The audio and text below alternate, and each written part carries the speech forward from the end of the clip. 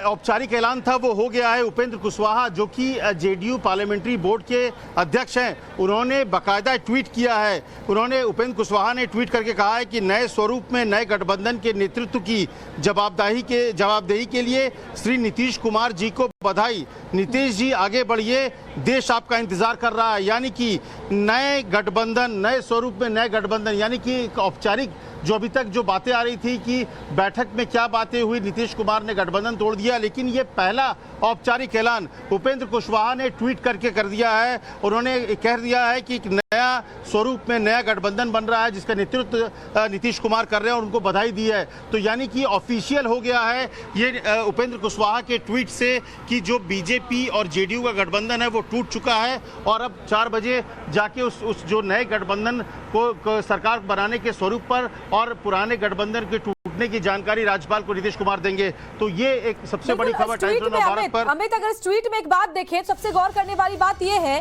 देश आपका इंतजार कर रहा है, क्योंकि इससे पहले भी उपेंद्र कुशवाहा ने कहा था कि प्रधानमंत्री बनने के पूरी तरीके से तैयार हैं और इस लायक हैं नीतीश कुमार जी, और अब उन्होंने ये लिखा है कि नीतीश जी आगे बढ़िए, देश आपका इंतजार कर रहा है।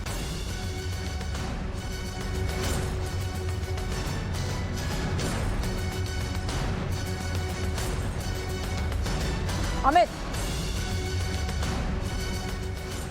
बड़े दिलचस्प ट्वीट है क्योंकि इस ट्वीट में जिस तरह से उन्होंने नए स्वरूप में नए गठबंधन की बात की है, लेकिन साथ ही साथ जो देश आपका इंतजार कर रहा है, क्योंकि देखिए अगर इस पूरे मामले में बार बार यही कहा जा रहा है कि कोई ऐसी बड़ी घटना नहीं थी, लेकिन जो एक उनके अंदर का एम्बिशन था, जो उनके अंदर की जो इच्छा थी देश के प्रधानमंत्री के तौर पर अपने को प्रोजेक्ट करने की, लोग यही कह रहे हैं। जो बीजेपी भी के जो कुछ नेताओं से मेरी बात हुई, दबी जुबान यही कह रहे हैं कि नीतीश कुमार जब तक बीजेपी गठबंधन में थे तो प्रधानमंत्री वहां पर पहले से ही एनडीए में है, वो नरेंद्र मोदी हैं। लेकिन ये कहा जा रहा है कि एक विपक्ष के चेहरे के तौर पर अपने को प्रोजेक्ट करने की एक कोशिश है और इसीलिए वो तभी हो सकता है जब वो विपक्ष के गठबंधन में शामिल होंगे। और एक बड़ी वजह बीजेपी का साथ छोड़ने का जो रहा है नीतीश कुमार का, वो यही रहा है कि भविष्य में वो अपने आप को एक विपक्ष के चेहरे के तौर पर 2024 में देखते हैं। और शायद यही बातें उपेंद्र कुशवाहा, लल्लन सिंह जैसे नेताओं ने, उनके साथ के नेताओं ने दिखाने की कोशिश भी की होगी नीतीश कुमार को कि भविष्य में आप कैसे विपक्ष के चेहरे के तौर पर आ सकते हैं।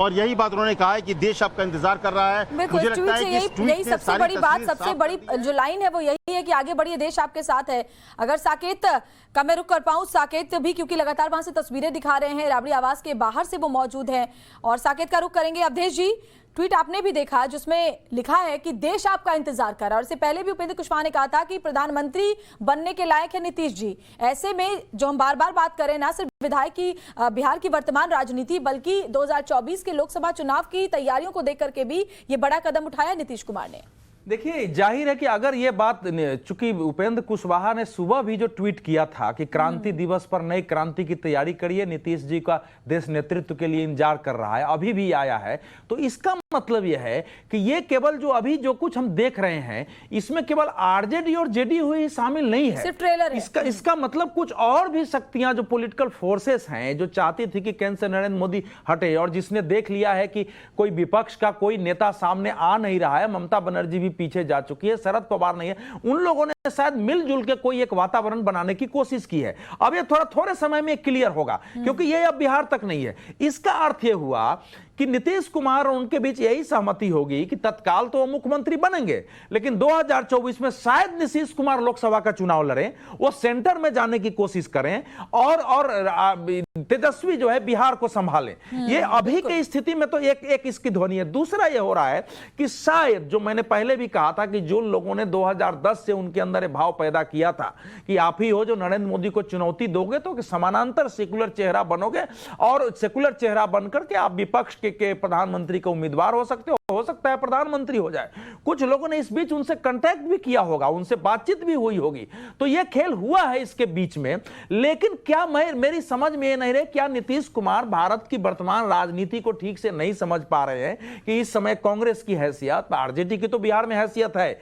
ये तो मैं मान लेता हूं, लेकिन क्या बाकी पार्टियां इसी रूप में नीतीश कुमार को राष्ट्रीय स्तर पर नेतृत्व के रूप में स्वीकार करने को तैयार होगा तो उसमें कौन कौन से दल होंगे कि इतना बड़ा वो स्टेप ले रहे हैं। आज देखिए, इस समय भारतीय जनता पार्टी के लिए बिहार में एक बड़ी चुनौती खड़ी हो गई है, क्योंकि लोकसभा चुनाव अगर आप देखें, अगर अप्रैल मई में लोकसभा चुनाव 2024 में होता है तो उसके हिसाब से बहुत ज्यादा समय नहीं है जी, बिल्कुल। कुल मिलाकर हम देखते हैं तो 1.5 वर्ष के आसपास का समय गैप होता है। और उसमें आरजेडी का जो एमओआई का गठबंधन है और उसमें अगर नीतीश कुमार के गठबंधन को मिला दिया जाए तो एक बड़ा सोशल फोर्स है, जो सामाजिक समीकरण है वो शक्तिशाली हो जाती है। तो भारतीय जनता पार्टी के लिए उसको तोड़ के खड़ा होना, उसमें भी उन क्षेत्रों में भारतीय जनता पार्टी की इकाइयां भी कमजोर है जहां की जेडीयू चुनाव लड़ती थी, इनकी पार्टी नहीं लड़ती थी, जहां की कोई एक ऐसा नेता नहीं है जो तेजस्वी और नीतीश दोनों के सामने सीना ठोक के खड़ा हो और कहे कि मैं लीडर हूं, इन्होंने देश के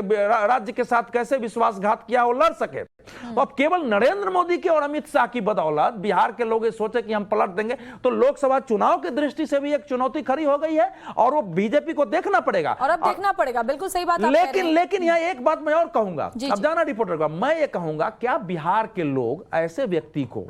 जो लालू के खिलाफ लड़ाई लड़ते हुए भारतीय जनता पार्टी के साथ रहा, फिर भारतीय जनता पार्टी को छोड़ के फिर लालू यादव के साथ गया,